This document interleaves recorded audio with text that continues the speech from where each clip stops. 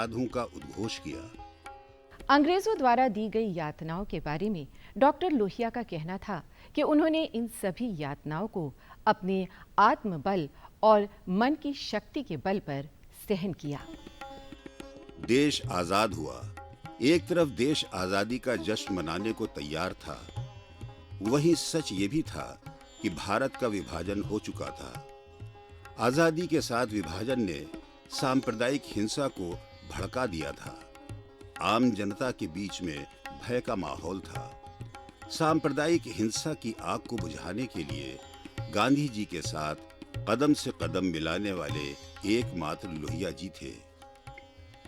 गांधी जी के साथ उनका सामंजस्य बहुत अच्छा था, क्योंकि लोहिया जी जब आए अपनी पीएचडी पूरी करके, तो उन्होंने जो अपनी ज़िंदगी की लड़ाइयाँ लड़ी, उसमें सत्याग्रह, उसमें धरना प्रदर्शन, अनशन, यही महात्मा गांधी जी के भी टूल थे। वो महात्मा गांधी जी के सत्य के प्रति आग्रह और सत्य के प्रति निष्ठा के लिए भी उतने ही मतलब जुड़े हुए थे, उतने ही आग्रही थे जितने कि गांधी जी थे, क्योंकि उन्होंने अपनी केरल की सरकार सिर्फ इस मामले में गिराई थी कि भाई आप ये बताओ, किसी भी सरकार को लाठी और गोली चलाने का हक तब है, तीन स्थितियां होती हैं। पहली स्थिति हो आगजनी, दूसरी स्थिति हो लोगों के पास बंदूक हो, तीसरी लोग सार्वजनिक संपत्तियों का नुकसान कर रहे हो। जब किसान तीनों नहीं कर रहे थे तो केरल की उनकी सरकार ने गोलियां क्यों चलवाई? तो महात्मा गांधी भी क्या थे, इन्हीं चीज़ों को मानते थे। महात्मा गांधी ने गोवा सत्याग्रह पर उनका समर्थन किया है। तो आप कह सकते हैं कि महात्मा गांधी के वो एक सच्चे सिपाही थे। हालांकि उन्होंने अपनी राजनीतिक जीवन यात्रा में कभी महात्मा गांधी जी का उपयोग नहीं किया, पर अपने जीवन की शुचिता, पवित्रता, अपने कमिटमेंट, सत्य के साथ प्रयोग, इन सब के लिए गांधी जी को ही अपना आदर्श बनाया। आजादी के बाद लोहिया जी ने गोवा मुक्ति आंदोलन की शुरुआत की। आज भी लोहिया गोवा के लोकगीतों में अमर हैं। पहली मांझी ओवी, पहली मांझी फूल, भक्त ने अर्पिन लोहिया ना। वो गोवा में पुर्तगाली हुकूमत में जेल गए थे और पुर्तगाली हुकूमत ने उन्हें गिरफ्तार किया था। गोवा जंग आज़ादी के जनक लोग लोहिया को मानते हैं आज भी। तो लोहिया एक बार छूट के आए लिस्बन के गिरफ्तारी होने के बाद, और जब बम्बई पहुंचे तो उसे पत्रकारों ने पूछा, डॉक्टर लोहिया आपका अगला कार्यक्रम क्या है? उन्होंने कहा निर्भर करता है एंटोनियो सालाज़ार पर और भारत के प्रधानमंत्री पर। अगर वो शोषण करते हैं तो मैं फिर जेल जाऊंगा। उस वक्त एंटोनियो सालाज़ार पुर्तगाल के बहुत जालिम प्रधानमंत्री थे और वही गोवा पे अत्याचार और जुल्म ढा रहे थे। लोहिया ने राजनीति के तीन प्रतीक बताए, जेल, फावड़ा व वोट। जेल संघर्ष का, फावड़ा रचना का, वोट लोकतांत्रिक तरीके से सत्ता परिवर्तन का प्रतीक है। डॉक्टर लोहिया शिक्षा को प्रगति का पहला व अंतिम शस्त्र मानते थे। वो मुखर होकर कहते थे कि अगर हमें सामाजिक और आर्थिक समानता लानी है तो सभी गरीब और अमीर बच्चों के लिए एक ही स्कूल तथा विश्वविद्यालय होने चाहिए। कुशल अर्थशास्त्री लोहिया ये मानते थे कि समाज की छोटी इकाई किसान व मजदूर आत्मनिर्भर हो और वे स्वयं के लिए 2 जून की रोटी आसानी से कमा सके। उन्होंने विकेंद्रित समाजवाद का समर्थन करते हुए चौखंबा राज्य की परिकल्पना की।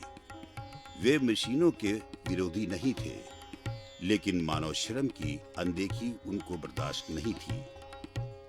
जो आज़ादी मिली वो पावर ऑफ ट्रांसफ़र था। लोहिया पावर और ट्रांसफ़र से सहमत नहीं थे और वो नई चीज़ें बनाना चाहते थे।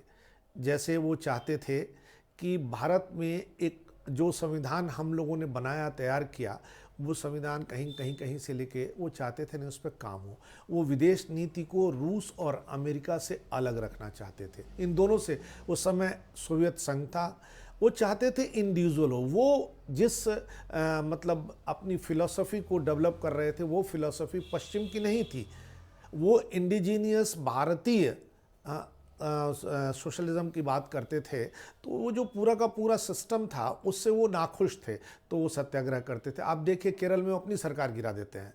तो जब जो आदमी सिस्टम से नाखुश था, नाराज़ था, अपने नए सिस्टम के बारे में उसकी एक धारणा थी, तो वो जो नया सिस्टम था उसको बनाने के लिए वो सत्याग्रह करता था, तो उसका जेल जाना लाजमी था, क्योंकि वो पावर ऑफ ट्रांसफ़र जो हुआ था, जो सत्ता का हस्तांतरण हुआ था भारत में, उसमें किसी भी बिंदु पर कोई पार्ट नहीं थे, तो इसलिए उनका गुस्सा लाजमी था। अंतर्राष्ट्रीय व्यापार तभी सबके लिए लाभदायक होगा जब हर एक देश में मजदूरी की पैदावार करीब करीब बराबर हो। तो ये तो मैं 15 बरस पहले कह चुका था कि जो अब संसार बनने वाला है उसमें शायद यही होगा कि यूरोप के लोग तो वो बड़ी बड़ी मशीनों की चीजें हमको बेचेंगे, जिसमें 1 घंटे की मेहनत से उतना पैदा होगा जितना यहाँ पर 10 घंटे की मेहनत से हाथ करके से बढ़िया और खूबसूरत और बेल बूटे वाली चीजें पैदा करेंगे। लोग बड़े खुश हो रहे हैं, हमारा व्यापार बढ़ रहा है, लेकिन क्या खाक पत्थर बढ़ रहा है? ये तो 10 घंटे की मेहनत का विनिमय 1 घंटे की मेहनत से हो रहा है, या 15 घंटे की मेहनत का विनिमय 1 घंटे से हो रहा है। लोहिया एक ऐसी शख्सियत थी जो बड़ी से बड़ी ताकत से टकराने की हिम्मत रखते थे। गुलाम भारत में अंग्रेजों ने उन्हें दर्जनों बार गिरफ्तार किया, लेकिन आज़ाद भारत में उन्होंने इससे भी अधिक बार गिरफ्तारी दी। डॉक्टर लोहिया का स्वलिखित पत्र ऐतिहासिक दस्तावेज बन गया, जिसमें लिखा है, जिस खेती में नफा नहीं उस पर लगे लगान नहीं। पत्र के अंत में लिखा है कि अहिंसा सबको ही सीखना चाहिए। एक जो सशक्त सोच भारतीय राजनीति में आई है सोशलिज्म को लेकर, वो डॉक्टर लोहिया की ही देन है, वो उसके जनक थे। 6 विदेशी भाषाओं के जानकार, बेहतरीन अंग्रेजी बोलने व लिखने वाले लोहिया ने नारा दिया, चले देश में देशी भाषा। वे मानते थे गरीब, किसानों व शोषितों को उनकी भाषा देकर उनके अंदर आत्म स्वावलंबन व आत्मविश्वास भरना चाहिए। ये नतीजा कि हम और किसी देश की धनी भाषा का इस्तेमाल करें, क्योंकि उसका तो बड़ा ही खतरनाक परिणाम होगा, तब हमारी भाषाएं तो गरीब बनी रह जाएंगी। जो लोग कहते हैं कि तेलुगु, हिंदी, उर्दू, मराठी गरीब भाषाएं हैं और आधुनिक दुनिया के लायक नहीं है, उनको तो और ज्यादा इन भाषाओं के इस्तेमाल की बात सोचना चाहिए, क्योंकि इस्तेमाल करते करते ही तो ये भाषाएं धनी बनेंगी ना आगे। जब मैं कभी इस तर्क को सुनता हूँ हिंदुस्तान में, तो बहुत आश्चर्य होता है कि मामूली बुद्धि के लोग भी कैसे इस बात को कह सकते हैं कि अंग्रेजी का इस्तेमाल करो, क्योंकि तुम्हारी अपनी भाषाएं गरीब। अगर अंग्रेजी का इस्तेमाल करते रह जाओगे तो तुम्हारी अपनी भाषाएं तो कभी धनी बन ही नहीं पाएंगी। इसलिए सबसे पहली बात तो ये है कि ये मान भी लें कि अंग्रेजी धनी है और अपनी भाषाएं गरीब हैं, तो भी इससे एक जरूरी तर्क निकल जाता है कि अपनी भाषाओं का इस्तेमाल हो, तभी ये धनी बने। समय से आगे चलने वाले बहुमुखी प्रतिभा की धनी लोहिया की लेखनी चली और खूब चली। मुखरता के साथ अपने विचारों को लिखा। उनका कहना था, नाकामी से मत हारो, कोशिश कामयाबी जरूर देती है।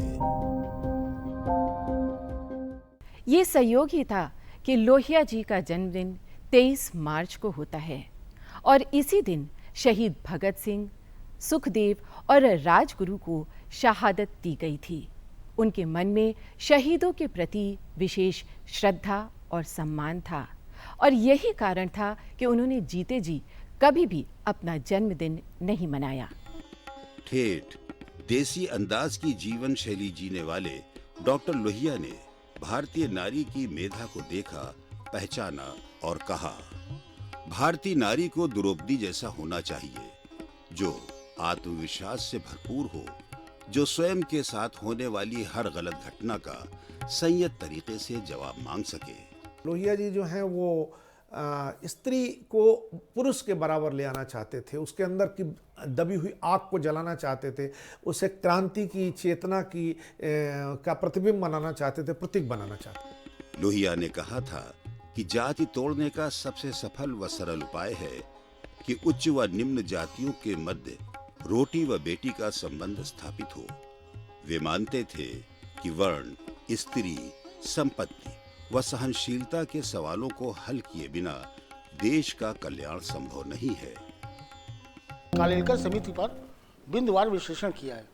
तो सबसे पहली बात ये कि आरक्षण का आधार केवल जाति नहीं है, लिंग भी है, महिलाएं हैं, धर्म भी हो सकता है अगर अल्पसंख्यक कमज़ोर हों।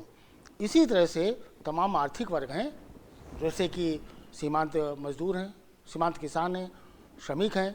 तो डॉक्टर लोहिया तो 60% और 90% आरक्षण की बात करते थे। लोहिया जी आजीवन अविवाहित रहे। उनका मानना था कि धर्म प्रत्येक व्यक्ति का अपना निजी विषय होता है और इसीलिए उनका कहना भी था कि धर्म और राजनीति तथा राजनीति में धर्म कभी भी नहीं मिलाए जाने चाहिए। मध्य प्रदेश के चित्रकूट जिले की महत्ता से शायद ही कोई वाकिफ न हो। जब दशरथ पुत्र राम को 14 वर्षों का वनवास मिला तो राम, सीता व लक्ष्मण चित्रकूट गए। यहाँ पर चलने वाला रामायण मेला लोहिया जी की देन है। जिस राम को और जिस कृष्ण को नायक बनाया लोहिया ने अपने जीवन में, और वो आपको पता होगा कि वो कई बार राम कथाओं पर आयोजन करते थे। लोहिया ने पुस्तक व्हील ऑफ हिस्ट्री इतिहास चक्र में धर्म से संबंधित अपने विचार कुछ यूं उल्लेखित किए हैं। राम, कृष्ण व शिव भारत में पूर्णता के 3 महान स्वप्न हैं। सबके रास्ते अलग हैं, लेकिन हर एक पूर्ण है। राम की पूर्णता मर्यादित व्यक्तित्व में है और कृष्ण की पूर्णता उन्मुक्त व संपूर्ण व्यक्तित्व में है और शिव की पूर्णता असीमित व्यक्तित्व में है। शिव आदि है, अनादि है, अनंत है। लोहिया जी चिंतक और विचारक के साथ साथ उन्हें भारतीय धर्म और भारतीय दर्शन में भी आस्था थी। लोहिया जी भारतीय देवी देवताओं जैसे भगवान राम और श्री कृष्ण के बारे में उन्होंने जो लिखा है वो बहुत अद्भुत और सुंदर है। आज की युवा पीढ़ी को भी उसे पढ़ना चाहिए। डॉक्टर लोहिया इन सिद्धांतों को विश्व पटल पर फलीभूत देखना चाहते थे। विश्व समाजवाद, संयुक्त राष्ट्र संघ का पुनर्गठन, जाति प्रथा का उन्मूलन, विश्व विकास समिति, अंतर्राष्ट्रीयवाद, भूमंडलीय निशस्त्रीकरण, साक्षात्कार। ग्लोबल सिटीजन का उन्होंने एक सपना देखा था। उस समय शायद ग्लोबल सिटीजन के बारे में सोचना भी लोगों को शायद अंदाज़ नहीं लगता होगा कि इसका मतलब क्या है। आज तो हम इंटरनेट की दुनिया में हैं, इंटरनेट में हम ग्लोबल विलेज की बात करते हैं, लेकिन लोहिया जी ने तब सोचा था कि अगर ऐसा सिटीज़न हो सके, वैश्विक सिटीज़न हो सके कोई, तो उससे बहुत सारी प्रॉब्लम्स, इंटरनेशनल प्रॉब्लम्स जो हैं वो अपने आप ख़त्म हो जाएंगी। जैसे मान लीजिए आतंकवादियों को लेकर आज हम परेशान हैं, एक्स्ट्राडिशन की जो प्रॉब्लम्स आती हैं कि यहाँ का पैसा लेके कोई भाग गया और दूसरे देश में रह रहा है, उसको वापस बुलाना है, तो ये सारी सिचुएशंस जो हैं बहुत सिंपल हो जाती अगर ऐसा हो सकता। देश काल सीमा से आगे देखने वाले लोहिया ने विश्व नागरिकता का सपना देखा। वे मानते थे कि हर मनुष्य को किसी एक देश का नहीं, विश्व नागरिक होना चाहिए। उस समय में आज के तरीके संचार का इतना अच्छा साधन नहीं था जिस समय में लोहिया जी विश्व नागरिकता के बारे में सपने देखते थे। यदि विश्व नागरिकता होती तो संस्कृति का अच्छा आदान प्रदान होता और हमारे अंतर्राष्ट्रीय अपराध पर भी नियंत्रण होता। महात्मा गांधी के बारे में लोहिया ने कहा कि 20वीं सदी की 2 खोजें, एक महात्मा गांधी व दूसरी एटम बम। लोहिया राजनीति में शुचिता के पक्षधार रहे। आप देखिए कि जिस गोवा मुक्ति सत्याग्रह में राष्ट्रपिता महात्मा गांधी उस समय उनका समर्थन कर रहे थे और उन्होंने तारीफ की थी। संसद के बाहर वो देखते थे कि भारत कैसे चले, किसके साथ मिलकर भारत को चलाया जाए, और संसद के अंदर वो देखते थे कि भारत को चलाने के लिए नीतियां किसके साथ मिलकर बनाई जाए, ये है। राष्ट्रीय गैर बराबरी के तो कोई बहुत कुछ कहने की जरूरत नहीं है, हर मौके पर आई जाता है। एक तरफ 8 आने रोज के हैं खेत मजदूर के, उसी तरह से मैंने जो हिसाब लगाया, प्रधानमंत्री साहब के ऊपर एक दिन का 25 से 30 हजार रुपए का खर्चा होता है, चाहे उनकी आमदनी न हो लेकिन खर्चा कर लेते हैं। और आज के युग में और समाज में एक बड़ी अच्छी बात ये हो गई है कि राजनीति में लगे हुए लोगों को आमदनी करने की जरूरत नहीं रहती। सही माने में लोहिया देश की आत्मा थे। सर्वहारा की लड़ाई सर्वहारापन से ही लड़ी। उन्होंने खुद के लिए एक गज जमीन भी नहीं रखी। लोहिया वो थे जो सच की कीमत पर अपनी सरकार तक गिराने में नहीं हिचके। लोहिया जी ने विश्व नागरिकता का स्वप्न देखा था, लेकिन उनका ये सपना अधूरा ही रह गया। 12 अक्टूबर 1967 को मां भारती का ये सपूत इस फानी दुनिया को अलविदा कह गया। आज उनकी स्मृति में, उनके सम्मान में डाक टिकट, शैक्षिक संस्थाएं, अस्पताल, पार्क आदि का निर्माण किया गया है। लेकिन उनके प्रति असल सम्मान तब होगा जब हम जात पात से परे, वर्ण विहीन, असमानता से दूर, आर्थिक असमानता को दूर करते हुए स्त्री पुरुष के समान वाले समाज का निर्माण करेंगे।